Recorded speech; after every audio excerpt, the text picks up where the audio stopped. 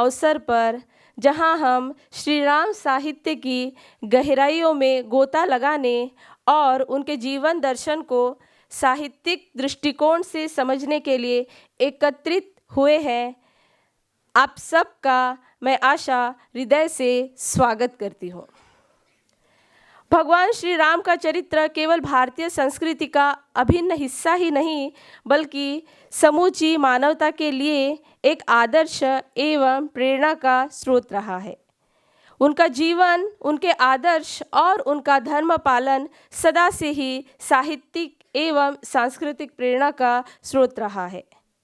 तो इसी पर श्री राम के जीवन दर्शन और उनके आदर्शों पर आधारित साहित्य की महिमा और उनकी सार्वभौमिक शिक्षाओं पर विचार विमर्श करने के लिए आज हमारे बीच कीनोट स्पीकर, एक उत्कृष्ट वक्ता एवं लेखक श्री आशुतोष अडोणी जी उपस्थित है। मैं कार्यक्रम की संचालिका सुश्री मयूरी जोशी से अनुरोध करती हूँ कि वे सर को मंच पर लेकर आए और स्वयं भी मंच पर आसनस्थ हो।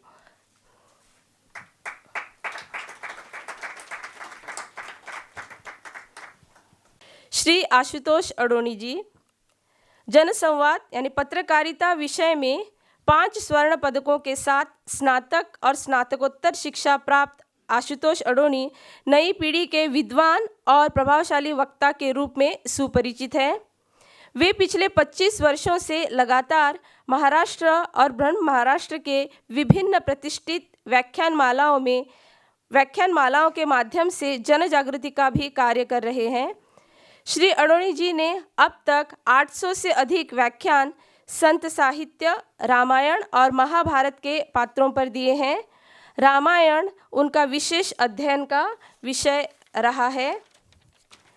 आई रण कर्कश श्रीराम, 2 अश्वत्थामा, आम्ही पुत्र अमृताचे, जिब्रानच्या 3 कथा, तिमिरातून तेजाकडे, विज्ञान योगी डॉक्टर अब्दुल कलाम, तया सर्वात्मका ईश्वरा आदि अनेक सुप्रसिद्ध उनके व्याख्यान रहे हैं। एक राष्ट्रवादी विचारक के रूप में भी उनकी सहभागिता विभिन्न न्यूज़ चैनलों पर चर्चाओं में रहती है। विभिन्न समाचार पत्रों और पत्रिकाओं में अडोणी जी के ललित और वैचारिक लेख आज तक प्रकाशित हुए हैं। दैनिक सकाळ में उनके स्तंभ लेखन आर्त अनावर को पुस्तक के रूप में प्रकाशित किया गया, जिसे महाराष्ट्र साहित्य परिषद का शाहिर अमर शेख वाङ्मय पुरस्कार प्राप्त हुआ है। साहित्य और कला के क्षेत्र में भी अडोणी जी एक कुशल आयोजक रहे हैं। विभिन्न सांस्कृतिक और साहित्यिक उपक्रम जैसे अक्षर साधना साहित्य सम्मेलन, अभा कला साधक संगम, रंगधारा यात्रा, अखिल भारतीय बहुभाषीय नाट्य महोत्सव आदि भव्य उपक्रमों का सफल संयोजन भी उन्होंने किया है। संस्कार भारती, जो कि कला और साहित्य के क्षेत्र में सक्रिय अखिल भारतीय संस्था है, उसमें वे साहित्य विधा संयोजक के रूप में कार्यरत हैं। इसके अलावा महाराष्ट्र राज्य साहित्य एवं संस्कृति मंडल मुंबई के सदस्य और दक्षिण मध्य क्षेत्र सांस्कृतिक केंद्र नागपुर के नियामक मंडल के सदस्य के रूप में भी उन्होंने कार्य किया है। इन विविध कार्यों के लिए उन्हें पुणे के हिंदू फाउंडेशन का पहला अक्षय हिंदू पुरस्कार और नागपुर का समाज शिल्पी पुरस्कार प्रदान किया गया है। भारतीय जीवन बीमा निगम LIC में विकास अधिकारी के पद पर नागपुर में कार्यरत आशुतोष अडोणी जी उद्यमिता विकास के क्षेत्र में मार्गदर्शक है। मी करता मी निर्माता, स्वप्न बघा स्वप्न जगा, नापास मुलांची गोष्ट जैसी कार्यशालाओं के माध्यम से वे एक प्रेरक वक्ता के रूप में सुप्रसिद्ध है। सर, आपका स्वागत है।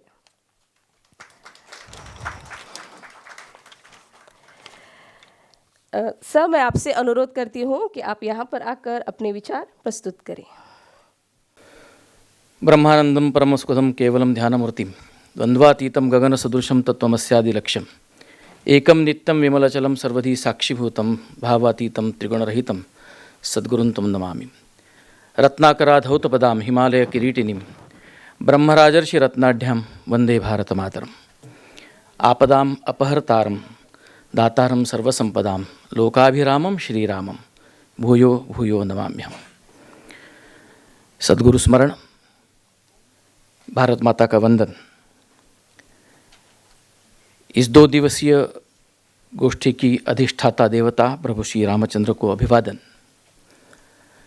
कार्यक्रम के लिए विशेष रूप से यहाँ पर उपस्थित सभी महनीय,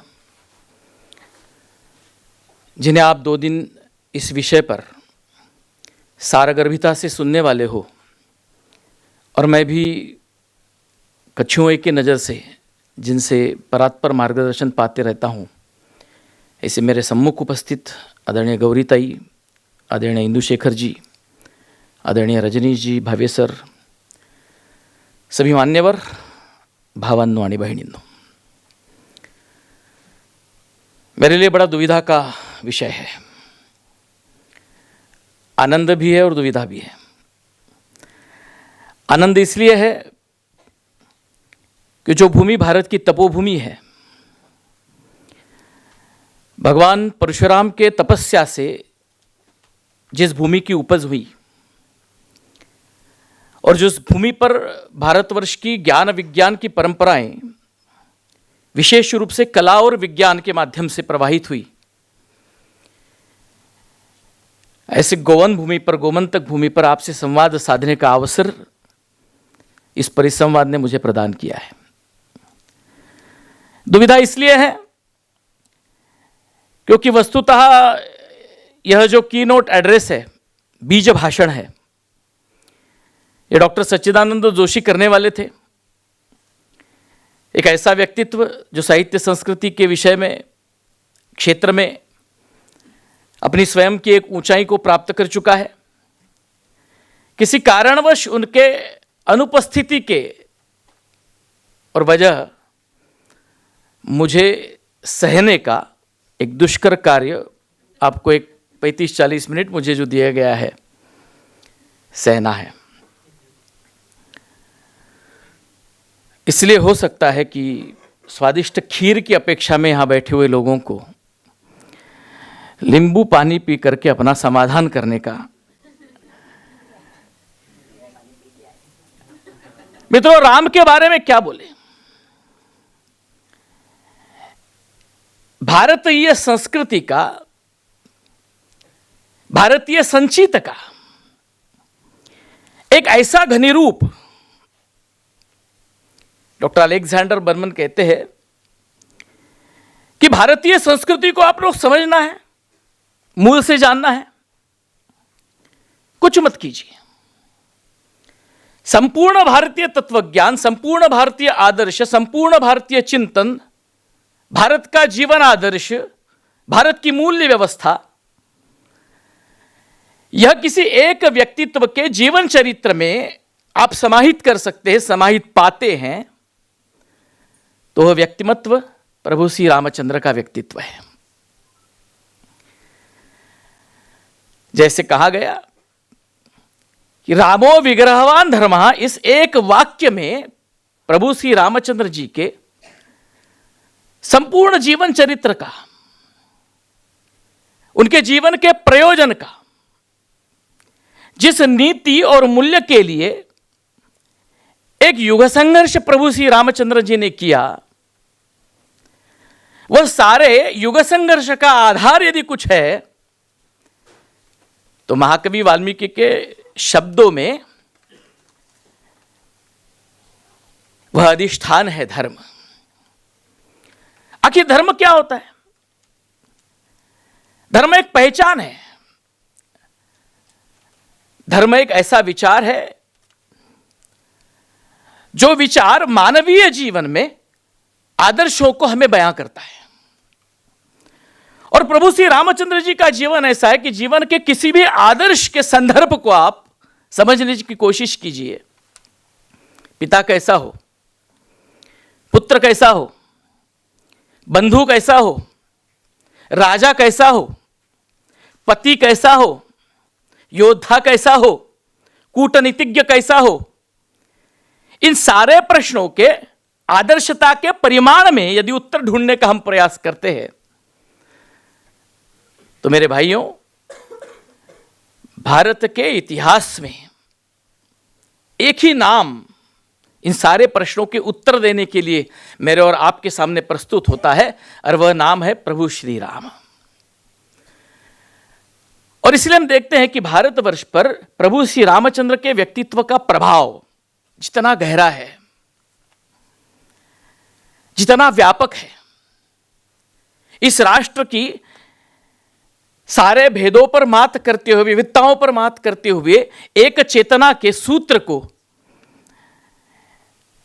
जिस एक धारा ने प्रबल किया है, प्रवाहित किया है, प्रविष्ट किया है, वह धारा प्रभु श्री रामचंद्र जी की जीवनी की कथा की धारा है। जन जन के मन में राम रमे, हर प्राण प्राण में सीता है, कंकर कंकर शंकर इसका, सास सास में गीता है, जीवन की धड़कन रामायण, पग पग पर बनी पुनीता है, यदि राम नहीं है सांसों में तो प्राणों का घट रीता है। कितना व्यापक प्रभाव सारे विश्व के इतिहास में किसी एक व्यक्तित्व का, किसी एक राष्ट्र के जीवन में, इतिहास में, साहित्य में, कलाओं में, जीवन यापन में, जीवन की रीति भाति में, जीवन की परंपराओं में, मानवीय जीवन के मूल्य व्यवस्था में इतना प्रभावी, इतना सर्वव्यापक परिमाण और परिणाम आपको कहीं नहीं मिलेगा। यह परिमाण और परिणाम श्री राम का है, व्यापक है। क्यों है? ऐसी क्या बातें हैं श्री रामचंद्र जी के जीवन में कि जिसने आसेतु हिमाचल इस राष्ट्र को भाव विभोर कर दिया? किसी सीमित कालावधि के लिए नहीं, किसी विशिष्ट परिप्रेक्ष्य में नहीं, युगानुयुग यह प्रवाह चल रहा है। रविंद्रनाथ टैगोर जी ने जब उनको पूछा गया पश्चिम में एक व्याख्यान के दौरान कि एक वाक्य में आप रामायण को, राम जी के जीवन को परिभाषित कीजिए, प्रश्न बड़ा कठिन था। एक वाक्य में श्री रामचंद्र जी के जीवन को परिभाषित कैसे करें? लेकिन रविंद्रनाथ टैगोर उत्तर देते हैं कि श्री रामायण और श्री राम जी का चरित्र भारतीय भाव भावनाओं की भागीरथी है। भारतीय भाव जुड़ा है राम के साथ, भारत का जीवन जुड़ा है राम के साथ, भारत की आध्यात्मिक धारणाएं जुड़ी है राम के साथ। जीवन कैसे हो हर व्यक्ति का, इसका एक शाश्वत मार्गदर्शन प्रभु श्री राम हमें करते आ रहे हैं। और कितना गहरा है वो। राम मनोहर लोहिया जी को कोई आध्यात्मिक पुरुष नहीं कहेगा। भारत की समाजवादी चेतना का और चिंतन का एक बड़ा सशक्त हस्ताक्षर राम मनोहर जी लोहिया है, पर उन्हें भी भारत को जानने के लिए और भारत को समझने के लिए उदाहरण देना पड़ा प्रभु श्री राम का। वे कहते हैं राम, कृष्ण और शिव भारत की पहचान है। राम ने उत्तर से दक्षिण को भारत को एक सूत्र में गूंथा, भगवान कृष्ण ने पश्चिम से पूर्व को लेकर को भारत को एक सूत्र में गूंथा। मानो यह पूर्व पश्चिम और उत्तर दक्षिण, ये दोनों भारतवर्ष के महावस्त्र के धागे हैं, और भारतीय संस्कृति का यह महावस्त्र बुनने वाले धागे जो है, इन धागों के बीच में गोंठ का काम करने वाला तत्व यदि कोई है तो वह शिव का तत्व है। और इसलिए यह राष्ट्र राम, कृष्ण और शिव का राष्ट्र है, इन त्रिमूर्तियों का राष्ट्र है। राम मर्यादा पुरुषोत्तम है, कृष्ण पूर्ण पुरुष है, और शिवजी व्यक्तित्व का आत्मस्वरूप है। ये मेरे शब्द नहीं है, ये राम मनोहर लोहिया जी कहते हैं। राम जीवन का परमोत्कर्ष है, कृष्ण जीवन की सिद्धि है, शिव जीवन की संपूर्णता है। ये भारत माता हमें शिव की बुद्धि, कृष्ण का हृदय और राम का कर्म दे। क्यों? क्योंकि ये राम, कृष्ण और शिव, इन तीन तत्वों ने इस राष्ट्र को बुना है। और इसलिए हम पाते हैं कि संपूर्ण भारत का, चाहे वो साहित्य आप लीजिए इन सारी बातों में राम तत्व का, राम जीवन का, राम के काज का, कार्य का एक अपरंपार प्रभाव है, अपरंपार प्रभाव है। संस्कृत साहित्य की तो क्या बात करें, इसका जिक्र हुआ। वैसे यहां पर 3 जो भाषण हुए, खास करके डॉक्टर भूषण भावे जी का भाषण, मुझे लगता है कि कीनोट एड्रेस की वैसे कोई और आवश्यकता थी नहीं, बहुत सारी बातें उसमें आ गई। वाल्मीकि जी ने रामायण लिखी, कालिदास जी ने उस पर अपना भाष्य किया, भवभूति ने अपना भाष्य किया, महावीर चरित, उत्तर रामचरित की तो बहुत चर्चा होती है गौरीताई। अध्ययन करने वालों को उत्तर रामचरित आकर्षित करता है, परंतु मैंने मेरे अल्पस्वल्प अभ्यास में यह पाया कि महावीर चरित के बारे में हम थोड़ा सा अनभिज्ञ है। प्राचेतसो मुनिवृषा प्रथम कवीनाम यत्पावनम रघुपते प्रणिनाय वृत्तम भक्तस्य तत्र समरंत में पिवाचस तासु प्रसन्न मनस कृतिनो भजंताम। ये शुरुआत है। क्यों भवभूति को, क्यों कालिदास को, क्यों इन प्रतिभाओं को श्री रामचंद्र जी के जीवन ने आकर्षित किया? सारा भारतीय साहित्य आप लीजिए, केवल संस्कृत साहित्य ही नहीं, अद्भुत है। मैंने सारे भारतीय साहित्य में सर्वाधिक बार जिस शब्द का प्रयोग किया गया, ऐसे शब्द को यदि ढूंढने का हम प्रयास करेंगे और कोई उस पर रिसर्च करेगा, और मेरा तो आह्वान है यहां पर उपस्थित सारे विद्वान छात्रों को कि इस दिशा में भी एक बार संशोधन हो। मुझे पूर्ण विश्वास है कि भारतीय साहित्य में महत्तम जिस शब्द के बारे में लिखा गया, जिस शब्द का प्रयोग किया गया, ऐसा शब्द श्री राम है। आप हिंदी साहित्य में लीजिए, यहां डॉक्टर तत्पुरुष जी बैठे हैं। आदिकाल, भक्तिकाल, रीतिकाल और आधुनिक काल में हम हिंदी साहित्य का बंटवारा करते हैं। इन चारों हिंदी साहित्य के और प्रवाहों में हमें दिखता है कि राम साहित्य अद्भुत रीति से प्रकट हुआ है। अभी हमने तुलसीदास जी की एक रचना को सुना, श्री रामचंद्र कृपालु भजमन भवहर दारुणम नवकंज लोचन कंज मुख कर कंज पद कंजारुणम। कितना मधुर, और केवल मधुर नहीं, ठुमक चलत रामचंद्र बाजत पैजनिया लिखने वाले तुलसीदास ही जो राम के बाल स्वरूप का वर्णन करते, जो वाल्मीकि रामायण में वस्तुतः नहीं आता। मुझे सारे भारतीय साहित्य की विशेषता लगती है कि जो वाल्मीकि रामायण हमारे इतिहास के रूप में लिखा गया, और इतिहास के रूप में लिखने के कारण अतिरंजितता से जो परे हैं, जहां सब कुछ यथार्थ है, रामायण पर प्रायः जो आक्षेप लिए जाते हैं उनसे जो परे है। गड़बड़ क्या है कि एक ऐसा अद्भुत काव्य, एक ऐसा अद्भुत जीवन, ऐसा अद्भुत चरित्र कि हर युग में, प्रत्येक युग में जो जो प्रतिभा को लेकर आएगा ना, ऐसे हर कवि को, हर साहित्यकार को, हर कलाकार को, कला साधक को रामचरित्र आकर्षित करेगा, करते रहा है। और इसलिए रामचरित्र की, राम कथा की प्रत्येक भारतीय भाषाओं में जो निर्मिति हुई,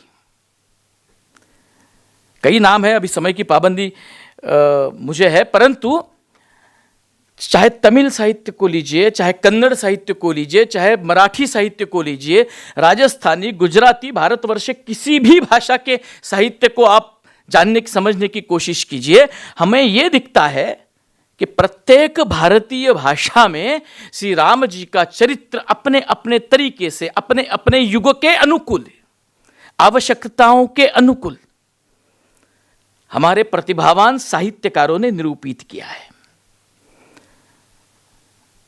तुलसीदास जी को राम साहित्य की आवश्यकता परिवार प्रबोधन के लिए शायद लगी होगी।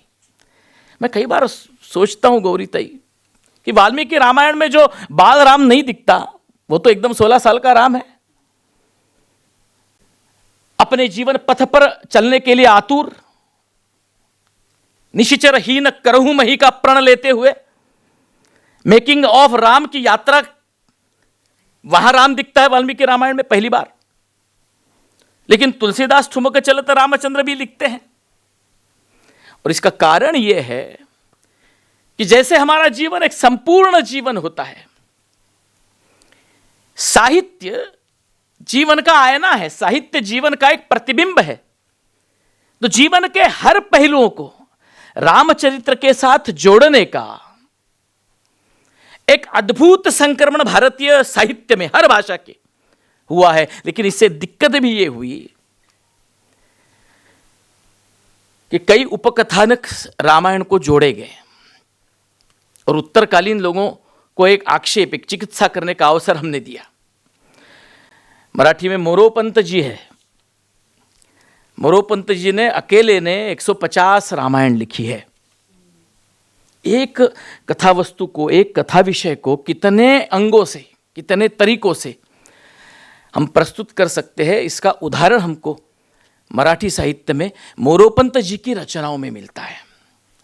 आप चाहे दक्षिण का सामंत साहित्य लो, मैं बहुत ज़्यादा उनके जिक्र में नहीं जाऊँगा क्योंकि विषय बड़ा व्यापक है। केवल भारतीय साहित्य में श्री राम, इसी विषय पर शायद मुझे लगता है कि व्याख्यानमाला हो सकती है। परंतु हम देखते हैं कि निराला जी है जिन्होंने राम की शक्ति पूजा लिखी, मैथिली शरण गुप्त है जिन्होंने साकेत और पंचवटी में श्री रामचरित्र को गाया, सुमित्रा पंत नंदन है जिन्होंने मर्यादा पुरुषोत्तम के प्रति अप्रतिम रचना है उनकी। मैथिली शरण जी तो, मैंने देखो राम और साहित्य, इस अनुबंध को मैं समझने की कोशिश करता हूं ना, तो मुझे बड़ा आश्चर्य इस बात का लगता है कि कितने रूपों में हमारे साहित्यकारों ने राम को आवाहन किया है। मैथिली शरण जी लिखते हैं, तुम निरखो हम नाट्य करे, राम तुम्हारी रंगभूमि में कहो कौन सा रूप धरे। मैंने कृष्ण को उसकी लीलाओं के लिए हम जानते हैं, पर मैंने हिंदी साहित्य की एक विशेषता यह महसूस की, थोड़ा सा अनाधिकार औद्धत्य करते हुए भी मैं कहना चाहूंगा कि संस्कृत साहित्य से भी ज्यादा हिंदी साहित्य में श्री राम दर्शन हमें अनूठा, विलोभनीय और जीवन के इन सारे और पहलुओं को साथ लेते हुए चित्रित दिखता है। गुजरात में हेमचंद्र जी ने, नरसिंह मेहता जी ने, भालन साहित्य की एक परंपरा गुजरात में है। तेलुगु में त्यागराज हो, भद्राचल रामदास जी हो, मलयालम में राजा वीर रवि वर्मा हो, पूनम नंबूद्री जी हो, कन्नड़ में पुरंदरदास हो, मराठी में तो कितने नाम है कि जिन्होंने और भक्तिकाल में श्री राम जी के ऊपर अपने और साहित्य को लिखा। समर्थ स्वामी रामदास जिन्होंने रामचरित्र को एक अलग ढंग से प्रस्तुत किया समाज मन में चेतना को निर्माण करने के लिए। हम देख पाते हैं कुल मिलाकर के कि भारतीय साहित्य के क्षेत्र में हर भाषा में हमें श्री राम जी की जीवनी मिलती है, अपने अपने तरीके से मिलते। कबीर जी ने भी लिखा, रामानंद परंपरा तो बड़ी सशक्त परंपरा है। मैंने रामानंद जी से हम शुरुआत करें और कबीर जी तक आए वाया गुरु नानक जी। राम सुमिर अहि तेरो काज है, माया को संग त्याग हरिजू की शरण लाग, जगत सुख मान मिथ्या झूठो सब साज है। ये गुरु नानक जी के शब्द है। आश्चर्य लगता है कि मध्य काल में, भक्ति युग में इस देश के प्रत्येक संत को और प्रत्येक साहित्यकार को, प्रत्येक प्रतिभाशाली व्यक्ति को श्री राम जी के जीवन का यह आकर्षण क्यों हुआ। मैंने जैन जातक कथाओं में हम श्री राम को पाते हैं और जैन जातक कथाओं में जो श्री राम जी है ना, वो अहिंसक है। देखिए, अपने अपने विचार बिंदुओं को साथ राम को जोड़ने की पराकाष्ठा, प्रयत्न, चेष्टाएं इस देश में कैसी हुई है, मुझे बड़ा जब आश्चर्य लगा। मैंने जब जैन रामायण पढ़ी, उसमें लक्ष्मण को हिंसक दिखाया गया है और एक कथा उसमें ऐसी आती है कि लक्ष्मण श्री राम जी पर एक प्राणघाती हमला करता है। तो वो कंपैरिजन है, राम जी को अहिंसक दिखाना है। जैनिज्म का जो मूल है अहिंसा का विचार, अहिंसा का भाव, उस भाव को परिपुष्ट करने के लिए श्री राम कथा का उपयोग। जैन साहित्य का राम हमको अहिंसावादी दिखता है। बुद्ध जातक में भी राम कथा आती है। बुद्ध ने जो सारी जातक कथाएं लिखी उसमें एक दशरथ जातक कथा है। और दशरथ जातक कथा में क्या है कि भगवान बुद्ध उस अपने और जन्मों की कथाएं सुना रहे हैं। तो दशरथ जातक कथा में वो कहते हैं कि ये दशरथ का पुत्र जो राम हुआ ना, ये मैं ही था। देखिए अनुबंध, देखिए विद्यमान काल में जब हम बौद्ध पंथ को अवैदिक पंथ करार देते हुए, या हम या कुछ विद्वान एक दोनों में दरार उत्पन्न करने का प्रयास करते हैं, ऐतिहासिक धरातल पर बौद्ध साहित्य हमें मार्गदर्शन करता है कि भगवान बुद्ध के आदर्श भी श्री राम है। और वो जातक कथा में आगे ऐसा आता है कि वो श्री राम जी के जीवन का वर्णन करते हुए किस बात पर फोकस कर रहे हैं। महावीर को अहिंसा महत्वपूर्ण लगी श्री राम की, बुद्ध को श्री राम की सम्यक बुद्धि महत्वपूर्ण लगती है। उन्होंने कहा कि श्री राम यानी सम्यक बुद्धि, श्री राम यानी समतोल, श्री राम यानी जीवन में संयम की पराकाष्ठा। देखिए एक एक पंथ संप्रदाय इस देश का राम को स्वयं के साथ जोड़ रहा है और अपने प्रतिपाद्य विषय को प्रभावी ढंग से जनमानस के बीच में ले जाने के लिए उसे राम जी के जीवन की कथा को ही उपयोग में लाना पड़ रहा है। नानक जी ने श्री राम जी का स्मरण किया, जिसका जिक्र मैंने किया। सारा सिख वांग्मय राम जी के शौर्य को बयां करने वाला वांग्मय है। सिखों का राम कोदंडधारी राम है। सिखों का राम निशिचरहीन करहूं मैं धरती, यह प्रण है संकल्प श्री राम का कहने वाला श्री राम है। क्योंकि आवश्यकता ऐसी है। यह थोड़ी प्रस्तावना में इसलिए चर्चा कर रहा हूं कि भारतवर्ष के हर संप्रदाय को, हर संत को, जिसको इस राष्ट्र में जीवन की धारणा करनी है, राष्ट्र जीवन को सुव्यवस्थित करना है, राष्ट्र जीवन को एक दिशा देनी है, प्राचीन भारतीय जीवन मूल्यों का समयानुकूल और युगानुकूल प्रवर्तन फिर से करना है, ऐसे सारे व्यक्तियों को, महनियों को, संतों को, महंतों को हमारे यहां श्री रामचरित्र का ही सहारा लेना पड़ा है। कितना प्रभाव है। मैं अभ्यास कर रहा था, गाथा सप्तशती में भी राम है। बड़ा आश्चर्य लगा मुझे। सामान्यतः हम पाते हैं कि 5वीं सदी से भारतीय भाषाओं में भाषा करके एक फॉर्मेशन शुरू हुआ, और लगभग मैं कोई भाषा का अभ्यासक नहीं हूं उस दृष्टि से, परंतु एक सामान्य अध्ययन के आधार पर यह कह सकता हूं कि 10वीं सदी, 9वीं या 10वीं सदी से सारे भारत के विभिन्न भाषाओं का भाषा करके गठन हुआ। मैंने 10वीं सदी में गोरक्षनाथ जी की गोरखवाणी आती है, जो आज के प्रमाण हिंदी का पूर्व स्वरूप माना जाता है। तो उस आधार पर 10वां 11वां शतक जो है, और सारी रामकथाएं हम देखते हैं कि जो प्रमाण रूप से आज उपलब्ध है वो उसके बाद की है। गाथा सप्तशती तो पहले सदी में हुई। गाथा सप्तशती में एक कथा आती है। उस कथा में एक परिवार है, उस परिवार में एक कपल है, मतलब एक दाम्पत्य, उस दाम्पत्य के साथ उनका भाई रहता है, और कुछ वो शरारती है, उस भाभी को कुछ तकलीफें दे रहा है। तो गाथा सप्तशती में यह कथा आती है और बड़ी रोचक ढंग से आती है कि उसको अभी ये बताना, संयम बताना, मर्यादा बताना, उसके लिए क्या करे। तो वह भाभी, मतलब वह घर की वह कुलस्त्री, दीवाल के ऊपर लक्ष्मण जी का चित्र बना रही है। इंदुभूषण जी, संदर्भ को जब मैंने पढ़ा ना, तो मैं बड़ा आश्चर्यचकित हो गया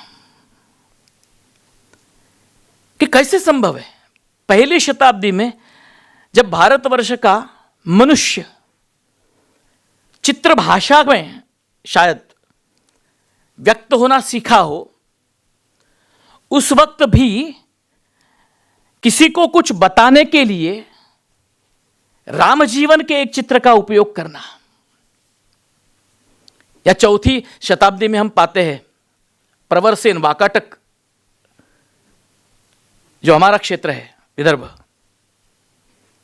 मतभिन्नताएं हैं, परंतु हम मानते हैं कि वाकाटक हमारा है, प्रवरसेन हमारा है और इसलिए कालिदास हमारा है। उसने रावण वह नाम का एक प्राकृत में ग्रंथ लिखा है, 4 शतियां। रावण वह मतलब रावण वध, केवल और केवल वो जो युद्ध कांड है उसके ऊपर वो ग्रंथ लिखा हुआ है। परंतु हम पाते हैं कि उसमें प्रवरसेन जबकि एक राजा है, भारतवर्ष के प्रत्येक राजा को भी, जैसे संत महंत संप्रदाय संचालकों को रामजीवन ने आकर्षित किया, भारतवर्ष के प्रत्येक राजा को भी राम ने आकर्षित किया। मैं जिस संगम साहित्य का उल्लेख कर रहा था, ऐसा प्रायः माना जाता है कि ईस्वी सन पूर्व 6 या 7 शतक, मतलब आज से हम लगभग 3000 वर्ष पूर्व, ईस्वी सन पूर्व, संगम साहित्य लिखा गया। उसमें एक वर्णन आता है और वर्णन ऐसा है कि एक कवि है, उस कवि को एक राजा द्वारा कुछ बिदागी दी जाती है। वो घर में लाता है तो घर के सारे लोग जो है वो क्या लाया क्या लाया क्या मिला, जैसे भी मैं यहाँ से वापस जाऊँगा तो मेरी लड़की जो है वो मेरी बैग को खोलेगी, बाबा क्या काय आणलं, काजू आणले की नहीं, गोव्यातले, ऐसा होता है। तो वो खोज रही है और वो जब खोज रही है तो बड़ा मार्मिक वाक्य, मैं इस एक भाषा साहित्य संदर्भ को इसलिए महत्व दे रहा हूं क्योंकि ये ईस्वी सन पूर्व 6 या 7वीं सदी का है। वो कवि के वो जो उनके बीच में संवाद चल रहा है तो वो पूछता अपने घर वालों को कि अरे रामायणातल्या वानरासारखं तुम्ही का वागत आहात, आप ये जो सब कर रहे हो यह कृत्य वानर जैसा करता है, अति उत्साह में, असंयमित तरीके से, उत्सुकता से, वैसा कृत्य है। ये ईस्वी सन पूर्व 6वीं सदी की एक कथा, और वो कथा भी जिसको रामायण विरोधी प्रदेश हमने कुछ लोग मानते हैं, प्रस्थापित करने का प्रयास करते आ रहे हैं, ऐसे प्रदेश का एक प्राकृत साहित्य उसमें हमें और आपको मिलती है। क्या है ऐसा श्री राम में? क्यों श्री राम जीवन का इतना प्रचंड प्रभाव आपके और मेरे जन जीवन में है? राम जी ने कुछ सिद्धांत रखे और इतिहास के कालक्रम में हम देखें ना तो ऐसा दिखता है कि भारत के हर राजा के ऊपर राम का प्रभाव है। मतलब जब वो वाली का प्रसंग होता है, वाली प्रश्न पूछता है कि क्यों, मुझे क्यों मारा, क्या अधिकार है, तो उसका तर्कसंगत जवाब देते वक्त राम जी ने इक्ष्वाकु कुल का अपना उदाहरण, अपना यह बताया कि इक्ष्वाकु कुल का मैं राजपुत्र हूं और विद्यमान राजनीतिक परिव्यवस्था के अनुसार हम चक्रवर्ती हैं तो सारी भूमि पर हमारा अधिकार है, और हूं मैं अयोध्या का राजपुत्र, लेकिन किष्किंधा भी मेरी अपनी भूमि है। देखिए, राम जीवन का एक सबसे बड़ा संदर्भ वो राष्ट्र जीवन में जो मैं पाता हूं वो राम की राष्ट्रीय दृष्टि है। राम ने उत्तर को दक्षिण के साथ जोड़ा, राष्ट्रीय दृष्टि के साथ जोड़ा। राम को ऐसा नहीं लगा कि ये केवल राजनीतिक यात्रा है, केवल राजनीतिक लड़ाई है। वो तो एक पूरे भारतवर्ष को एक सूत्र में गूंथने की यात्रा थी। और आगे चलकर हम देखते हैं छत्रपति शिवाजी महाराज ने 4 जिले का राज्य है, पश्चिम महाराष्ट्र का भी नहीं पूरा, लेकिन शपथ आज से तो हिमाचल हिंदवी स्वराज्य की है। अहिल्याबाई होलकर एक छोटे संस्थान की महारानी है, लेकिन काशी विश्वेश्वर की दुर्दशा उसके मन में पीड़ा उत्पन्न करती है। वो रामेश्वर तक जाती है, वो सोमनाथ को जाती है। संपूर्ण भारतवर्ष में जो अखिल भारतीय दृष्टि आगे चलकर इस देश को चाहे किसी भी कालावधि के और किसी भी घराने के और राजाओं को प्राप्त हुई हो, तो वो श्री रामचंद्र जी के जीवन का परिपाक है। गौतमी पुत्र सातकर्णी अपने महाराष्ट्र का, अपने गोवा का, यहां तक उसका साम्राज्य था, ऐसा माना जाता है। ईस्वी सन की पहली शताब्दी। इसकी मां ना बड़ी कर्तृत्ववान थी, गौतमी, तो इसलिए उसको और मां का नाम लगाता था। यानी आईचं नाव लावणं हे आधुनिक काल की रीति नहीं है, पुरानी है भारत में। गौतमी पुत्र सातकर्णी, पहली शताब्दी में जब शकों का आक्रमण हुआ, सारे स्थानीय राजाओं को एकत्रित करके उसने उनको परास्त किया। उसके शिलालेख नासिक जिले में मिले हैं और उन शिलालेखों के ऊपर गौतमी सातकर्णी के पुत्र ने वो शिलालेख लिखा है और वो अपने पिताजी के पराक्रम को बयान करते वक्त उदाहरण दे रहा है कि मेरे पिताजी ने कैसे पराक्रम को निरूपित किया, श्री राम जैसे पराक्रम को।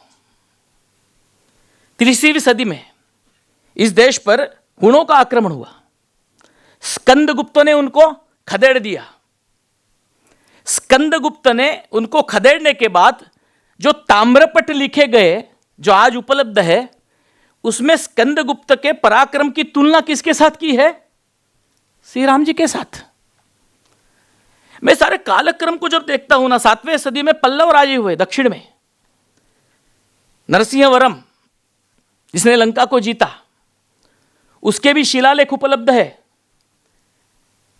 नरसिंहवरम भी अपने पराक्रम की तुलना किसके साथ करता है?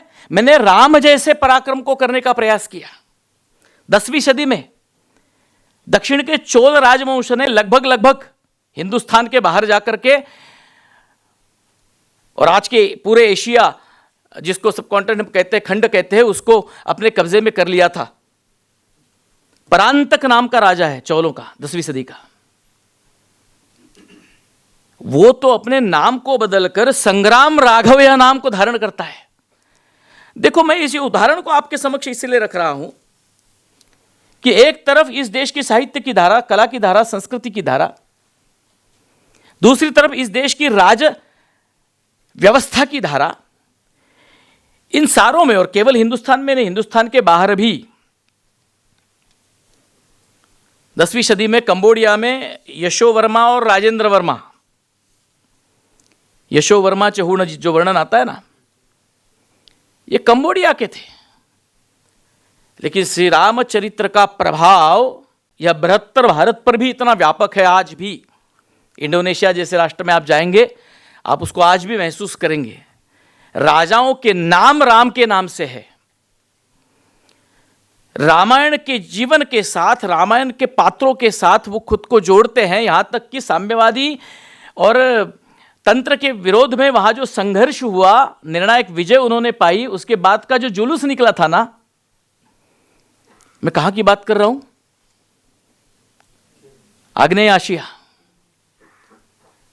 जुलूस में हनुमान जी के मुखवटे को धारण करते हुए लोग रास्ते पर और अपनी विजय यात्रा को मना रहे हैं। कितना व्यापक प्रभाव श्री राम कथा का। थाईलैंड के तो एक राजा ने रामायणी लिखी, उसका नाम है रामाकिन, और बड़ी रोचक है। बरोबर आहे ना गौरीताई? उल्लेख चुकला नाही ना? हाँ, रामकियन किंवा रामकिन अशी त्याला म्हणतात। आता यूट्यूब के ऊपर उसका बहुत अच्छे इल्यूस्ट्रेशंस आ रहे हैं। हाँ, वो है ना अभी नया योगो सोको, जिसने एनिमेटेड श्री राम जी के ऊपर फिल्म बनाई। देखो, एक व्यक्ति बियाल लाल जी ने उत्खनन किया अयोध्या में, और उस उत्खनन का, राम जन्मभूमि आंदोलन का ये फेज है, उस उत्खनन के वीडियोग्राफी के लिए आया था Yugo Sako. He was not writer, not film maker officially, वो मात्र एक तंत्रज्ञ था। वीडियो कैमरा को लेकर के, जैसे यहाँ डॉक्टर रेड्डी सर बैठे तो जानते हैं कि कैसे सर्वेज में वीडियोग्राफी की जाती है। He was मियर videographer. पर देखो, जीन्स में, गुणसूत्र में जो राम बसा हुआ है ना, बुद्ध का अनुगामी है। साको मतलब बुद्ध का एक नाम है, शाक्य मुनि साको, ऐसा वो संदर्भ है। परंतु यहां आया और अयोध्या में भूमि पर आने के बाद क्या अनुभूत संवेदनाएं उसके मन में परिणाम उत्पन्न हुई पता नहीं, उसने लिखा है सब कुछ। अब विषय की व्याप्ति मैं ज़्यादा नहीं करूँगा, परंतु वापस जाने के बाद उसने एनिमेटेड फिल्म बनाई और अद्भुत फिल्म है। मैं यहाँ बैठे सभी और छात्रों को, विद्यार्थियों को आह्वान करता हूँ, यूट्यूब पर फ्री में अवेलेबल है। दुर्भाग्यवश उस वक्त क्या हुआ, 92 में बाबरी ढांचे का पतन हुआ तो भारत में वह फिल्म रिलीज नहीं हो पाई थी। वो वहां हुई, सारे विश्व में उसने बड़ी और प्रशंसा भी प्राप्त की, लेकिन भारत में उसका उतना प्रचलन नहीं हुआ। लेकिन आप उस फिल्म को देखिए। मैं सारे संदर्भों को इसलिए आपके सामने रख रहा हूं कि इतना प्राचीन, ईस्वी सन पूर्व काल से लेकर के आज के युगों साकों तक राम कथा इस प्रकार से सबको प्रभावित करते आ रही है। लबरेज है, शराब है, हकीकत जाम हिंद, सब फलसफी है, खिता है मगरीब के राम है हिंद। हे राम के वजूद पे हिंदुस्तान का नाज, अहल है नजर समझते हैं इसको इमाम है हिंद। दत्त प्रसाद जी ही मोहम्मद इकबालची रचना आहे. म्हणजे ज्यांचं राम हे उपास्य दैवत नाही अशा मुसलमान प्रतिभावंतांना सुद्धा फार सुंदर आहे. जवळजवळ एक 10 कडव्यांची ही रचना आहे मोहम्मद इकबालची. बाकी जाऊ द्या, मोहम्मद इकबालने नंतर पुढे काय केलं परंतु त्यापूर्वीचा मोहम्मद इकबाल हा एक दार्शनिक कवी आहे आणि रामाचं जे त्यांनी वर्णन केलं आहे ना, अद्भुत वर्णन आहे. तो इमाम हिंद म्हणतो, हा शब्द आपल्याला थोडासा खटकतो स्वाभाविकपणे, पण त्याच्या दृष्टिकोनातून जर बघितलं आणि त्या अनुषंगाने त्यांनी रामावर जे भाष्य केलं, उसने जो लिखा है श्री राम जी के बारे में, अद्भुत है. क्यों इतना व्यापक प्रभाव, क्यों, क्या है ऐसे राम जीवन की विशेषताएं? जो विशेषताएं एक फादर कामिल बूके नाम का व्यक्ति, एक डच व्यक्ति हिंदुस्तान में आता है 1948 में. मैं महत्वपूर्ण संदर्भों को आपके सामने रखूंगा इसलिए क्योंकि ये पहला ऐसा व्यक्ति है कि हमारे परिसंवाद का जो विषय है, इसके जो अलग अलग एंगल्स हमने बताए हैं कि हमको राम को आर्कियोलॉजिकल पॉइंट ऑफ व्यू से भी पढ़ना चाहिए, हमने राम को एक राज्य व्यवस्था के और दृष्टिकोण से भी पढ़ना चाहिए, हमने राम को एक मूल्य और व्यवस्था के रूप में भी पढ़ना चाहिए, हमने राम के युद्ध कौशल्य को भी पढ़ना चाहिए. यहाँ तक कि मैंने डॉक्टर भूषण भावे जी ने मुझे कहा कि राम के चरित्र में वाणिज्य, कॉमर्स, इस एंगल से भी हमने अभी राम को पढ़ना चाहिए. यह जो सारा विषय है ना, ये पहली बार रिसर्च करके रखने वाला व्यक्ति है कामिल बुके. धर्म प्रकाश के लिए आया था, लेकिन राम जी के चरित्र से इतना अभिभूत हुआ कि पहले संस्कृत को पढ़ा, फिर हिंदी को पढ़ा. अपने प्रबंध को वो पहले हिंदी में प्रस्तुत करता है. विश्वविद्यालय बोलता है कि हिंदी में नहीं कर सकते, अंग्रेजी में कीजिए, तो उसके ऊपर उसने की जो टिप्पणी लिखी पढ़ने लायक है. वो कहता है राम को जानना है, राम को समझना है, तो राम को भारतीय भाषाओं से आपको समझना पड़ेगा. भारत को जानने का मानक श्री राम है और श्री राम को जानने का मानक भारतीय भाषाओं में श्री राम जी के ऊपर जो लिखा गया है वह सारा साहित्य है. ऐसा क्या है कि एक फादर को रामचरित्र ने आकर्षित किया? क्या है राम जीवन का वह बिंदु, क्या है वह प्रयोजन, क्या है क्रक्स, किस लिए राम जी के सारे जीवन का यह और अद्भुत निर्माण है? असंख्य विभिन्न पहलू श्री राम कथा के हैं. समय की पाबंदी में हम सभी को स्पर्श नहीं कर पाएंगे. मैं केवल योद्धाराम, नमस्कार, योद्धाराम इस विषय को स्पर्श करना चाहूंगा. क्या है पृष्ठभूमि श्री रामचंद्र जी के जीवन के और काल की? देखिए, सबसे पहले हमको यह समझना पड़ेगा और खास करके युवा पीढ़ी ने यह समझना चाहिए कि काल के प्रवाह में श्री रामचंद्र जी के देवत्व को पुनः पुनः अभिवादन करने के लिए जो अलग अलग आख्यान जोड़े गए, अलग अलग उपकथाएं जोड़ी गई, उससे कई बार दिक्कत यह होती है कि उसकी अतिरंजितता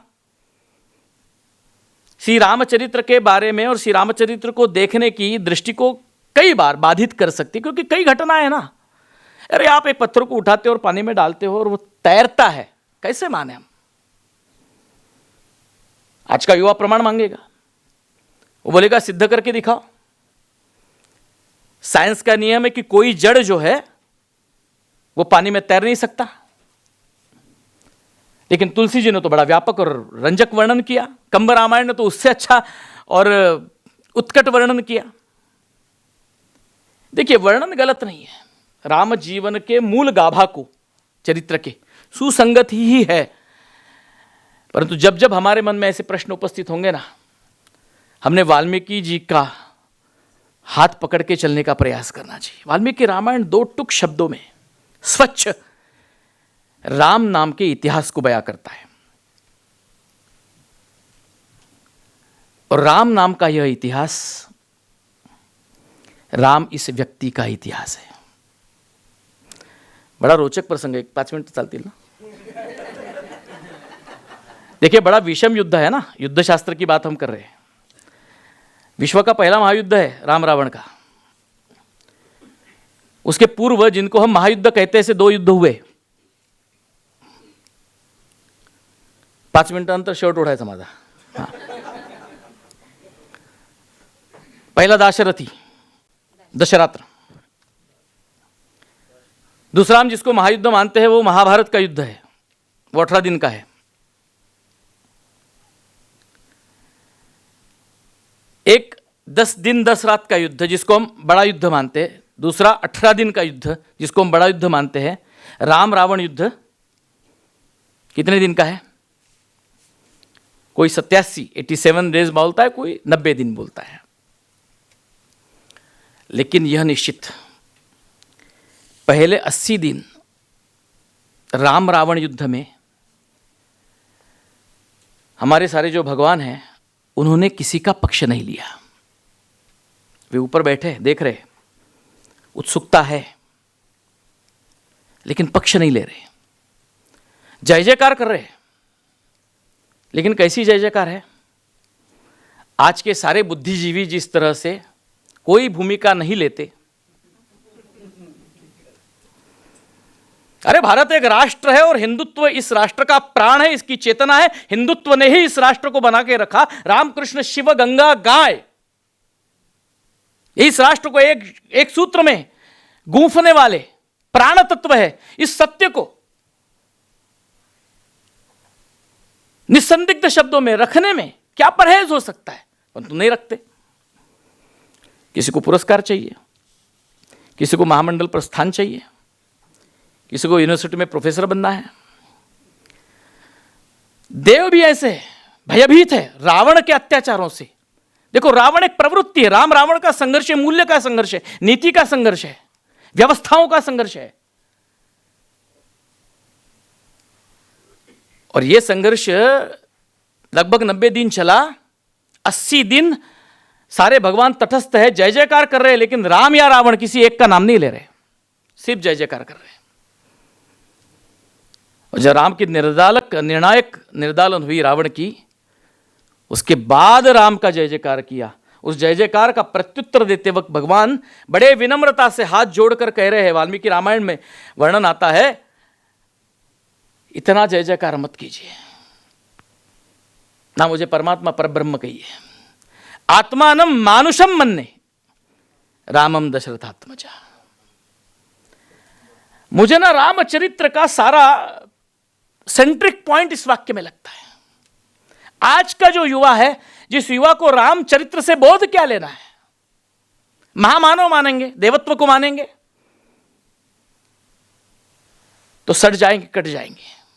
ऐसा लगेगा कि यह अपौरुषेय है, अमानवीय है, हमारे बस का नहीं है। परंतु वाल्मीकि का राम एक व्यक्ति है, वो स्वयं को अति नहीं मानता। वह एक व्यापक योजना से रावण के लिए लड़ने को निकला है। युगपाथय नाम की किताब है, नागपुर के डॉक्टर भाश्री पंडित उसके लेखक है, जिन्होंने रामायण कालीन राजनीति का सारा वर्णन किया। क्या है? रघुकुल रीत सदा चली आई, ऐसा जिसका हम वर्णन करते हैं, उस रीति का, उस कुल के रीति का और एक परिमाण है। परिमाण ऐसा है, अब ज्यादा विस्तार में नहीं जाऊंगा, लेकिन वैवस्वत मनु जो संस्थापक है, इक्ष्वाकु, काकुस्थ, कुवलाश्व, मांधाता, अज, दिलीप, रघु, हरिश्चंद्र, ये सारी जो परंपरा है ना, इस परंपरा का एक वैशिष्ट्य और वैशिष्ट्य यह है कि यह परंपरा केवल अपने स्वयं के राज्य के लिए कभी नहीं जी। What is significance of Rama's Ikshvaku kul in Indian polity? The significance is that it has a great heritage of, एक इतना प्राचीन, इतना दिशादर्शक दीपस्तंभ है वो भारतीय राजनीति में कि जहां जहां विश्व में नीति पर अनीति का, मूल्य पर कुमूल्य का, धर्म पर अधर्म का आक्रमण होगा, वहां वहां इक्ष्वाकु कुल दौड़ कर जाएगा।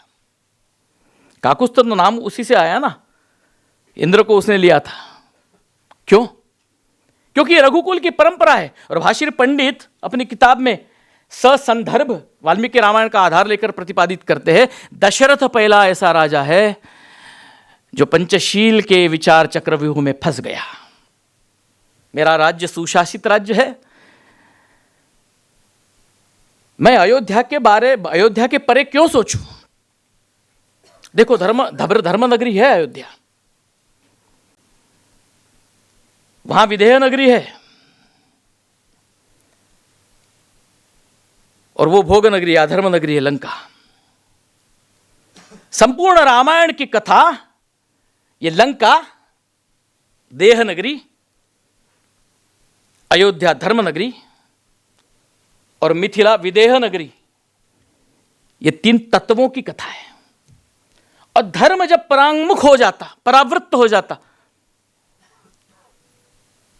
न्याय नीति धर्म के प्रस्थापना के अपने मूलभूत कार्य को भूल जाता है, तब विश्वामित्र को राम जी का हाथ पकड़ना पड़ता है। तब उसको कहना पड़ता है कि अरे क्या चल रहा है। मैंने वर्णन कैसा है कि वो हैय मथुरा तक आ गए, त्रिपविष्ट यानी तिबेट, उसके ऊपर रावण का कब्जा हो गया। किष्किंधा में बड़े चतुराई के साथ रावण ने और संधि करते हुए वाली के साथ जनस्थान में अपने मिलिट्री सेंटर को प्रस्थापित कर दिया। वो केवल अयोध्या और मिथिला को हाथ नहीं लगा रहा है, बाकी सारे भारतवर्ष में उसका उद्यम चल रहा है। अगस्त्य मुनि, जिन्होंने भारत की धारणा की, हम सब कहते हैं उत्तर और दक्षिण को जोड़ा, अगस्त्य मुनि को भी मात्र 50 कोस दूर अयोध्या से उनका आश्रम वो छोड़कर जाना पड़ा। ये आतंक के खिलाफ राम का संघर्ष है। और इस संघर्ष में राम के युद्ध नीति के जो तथ्य सामने आते हैं, बड़ा व्यापक विषय है, इस पर चिंतन होना चाहिए। वस्तुतः मुझे इस चिंतन को रखना बड़ा अच्छा लग रहा होता, परंतु समय की मर्यादा का पालन मुझे करना पड़ेगा। पुरुष नाम के व्यूह की कैसी रचना है, राम का परराष्ट्र चिंतन, फॉरेन पॉलिसी, बड़ा आश्चर्य लगता है। हिंदुस्तान के इतिहास में जिस ढंग से विभीषण का सर उसने राम जी ने जो ये किया ना, राज्याभिषेक किया, देखिए आपको विश्व के इतिहास में शत्रु का निपात करने वाले राजे बहुत मिलेंगे, परंतु यह भी हम देखते हैं कि एक पराजय में ही दूसरे युद्ध की बीजें कहीं ना कहीं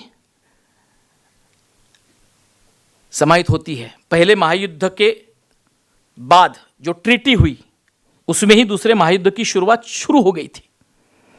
मुझे राम जी के राजनीति शास्त्र, युद्ध शास्त्र का यह वैशिष्ट्य लगता है, रावण का पूर्ण निपात तो किया, परंतु वो पूर्ण निपात करते हुए एक आदर्श राजा ने किस प्रकार से अपने फॉरेन पॉलिसी को गढ़ना चाहिए, वो युद्ध शुरू होने के पूर्व ही विभीषण का राज्याभिषेक है। वाली जिसको मारा, उसके अंगद को अपने सैन्य दल का प्रमुख बना रहे हैं। अद्भुत है ये सारी बातें, इसका चिंतन होना चाहिए, कहीं इस पर प्रकाश आना चाहिए। इस दिशा में राम जी का जो, यहां तक कि जो शूर्पणखा के साथ हुआ ना, राम जी की कूटनीति है, वो 3 दिन की मंत्रणा है। कभी आश्चर्य लगता है कि जिनको हम मर्यादा पुरुषोत्तम कहते हैं और जिन्होंने कभी जीवन में एक भी शब्द गलत नहीं कहा, झूठा नहीं कहा, वो राम कैसे बता रहे कि ये कुमार है? और क्यों बता रहे? कुमार है कहा, फिर वो उसके पास गई, उसने कहा कि हाँ हाँ मैं कर तो सकता हूँ, लेकिन प्रॉब्लम होगी, मेरे साथ शादी करोगी तो इनकी सेवा करनी पड़ेगी, ये तो बड़े भाई भाभी है। उसको वो भी सीख ठीक लगा, फिर राम के पास आई। राम ने कहा अरे वो मूर्ख है, छोटा है, समझता नहीं उसके, लेकिन तू तो होशियार हो ना, शादी होने के बाद कभी दो बहुएं साथ में रहती है? अरे तुम्हारी शादी जब हो जाएगी लक्ष्मण के साथ तो अलग अलग हो जाएगी अपनी फैमिलीज। ये सब सारी चर्चा आती है रामायण में, आश्चर्य लगता है। ये इसलिए क्योंकि राम को समय चाहिए, और वो जानते हैं कि शूर्पणखा मात्र एक ऐसी व्यक्ति है कि जो रावण के सारे राज्य की जानकारी मुझे दे सकती है। बड़ा व्यापक विषय है। वाली के साथ का जो संवाद है उसमें राम जी का चातुर्य, उसमें राजनीतिक निपुणता, हनुमान जी को जो पहला सर्जिकल स्ट्राइक करने के लिए भेजा, विश्व के इतिहास का पहला सर्जिकल स्ट्राइक है जिससे मनोबल को तोड़ डाला, मनोबल को ध्वस्त किया। राजनीति राम की जो है ना स्वयं में अपना अध्ययन का विषय है, परंतु अपने वक्तव्य को और पूर्ण विराम देते वक्त मित्रों आज के संदर्भ में राम हमको क्या कहता है हमको समझ लेना पड़ेगा। मैंने कहा नीति अनीति का युद्ध है, धर्म अधर्म का युद्ध है, परंतु श्रेयस और प्रेयस की भी लड़ाई है जो आज भी आपके अमार में जीवन में चलती रहती है। कई बार ऐसे विकल्प सामने आते कि क्या चुनूं, किस तरफ मैं जाऊं। जो सही है वो अल्पसंख्य है, जो सही है वो अशक्त है। कभी की तपोभूमि आज भोग भूमि बन गई, सारा गोवा उमड़ रहा है बीच के ऊपर। मैं अकेला पागल मंगेश के पास जाऊं, शांता दुर्गा के पास जाऊं, ये मन में आता है। 100 साल से प्रयास चल रहे, जाति टूटनी चाहिए, हिंदू सारा एक मंत्र, दाही दिशान फिर बुया। लेकिन राजनीति में ऐसे चक्कर कुछ चल जाते कि 100 साल के सारी मेहनत को फिर से जातियों में बांटने का प्रयास होता है। विकल्प आते हैं, शंकाएं उत्पन्न होती है। राम जी तो उसका उत्तर देते हैं। अंतिम लड़ाई जब है रावण के साथ, और अंतिम लड़ाई में पदाती है, ये बड़ा विषम युद्ध है। वो दिव्य रथ पर आरूढ़ है, ये पदाती है, पैरों में चप्पल भी नहीं, शिरस्त्राण भी नहीं, आभूषण नहीं, अस्त्र ना शस्त्र। विभीषण को चिंता उत्पन्न होने लगी। उसने पूछा कि कैसे लड़ोगे? राम रथी बिरथ रघुबीरा। तुलसीदास ने बड़ा मधुर लिखा है, समय नहीं है। हाँ, धीरज। और वो कहता है कि ऐसा क्यों मानते हो बाबा कि मेरे पास रथ नहीं है? मेरे पास धर्म का रथ है। सारी सज्जन शक्ति ने समझ लेना चाहिए। श्रेयस और प्रेयस की लड़ाई में हम श्रेयस की भूमिका लेकर खड़े रहे। यह किंचित भी मन में संकोच ना लाए कि हम अल्पसंख्य है, हम अशक्त है। मूल्य, नीति, धर्म, संख्या कम ही होती है, परंतु जो डटे खड़े रहते। राम जी कहते हैं कि जिसके पास धर्मरथ है उसने चिंता करने का कारण है। और यह धर्मरथ कैसा है? धीरज और शौर्य उसके 2 पहिए हैं। इसकी ध्वज पताका, 2 ध्वज पताकाएं इसके ऊपर है, बल और विवेक। और मेरे रथ को 4 घोड़े हैं, इनका नाम है सत्यशील, दम और परोपकार। इसके लगाम है 3, दया, क्षमा, समता। सारथी इसका ईश्वर परायणता है। इसकी ढाल वैराग्य है, तलवार संतोष है, तरकश निर्मल और अचल मन है, और कवच वो गुरु कृपा का कवच है। मित्रों, राम जी का जीवन यह शाश्वत संदेश हमको देता है कि यह धर्मरथ जिसके पास है उसकी विजय निश्चित है, उसकी विजय अंतिम है। बाकी बाब ने राम जी के ऊपर जो लिखा उसको थोड़ा सा स्पर्श अंत में करूं, ऐसा मोह हो रहा था, लेकिन इस सभागृह की मर्यादा को ध्यान में रखते हुए, समय की पाबंदी को रखते हुए अपने शब्दों को यहीं पर विराम देता हूं। आप सब ने मुझे आमंत्रित किया, सुन लिया, मनपूर्वक धन्यवाद।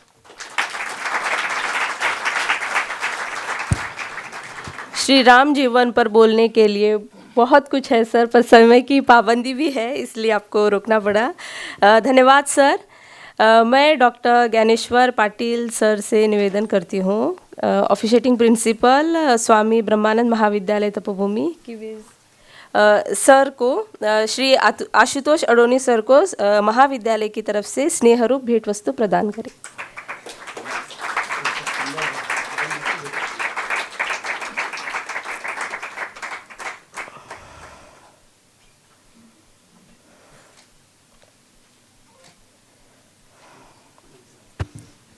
धन्यवाद सर।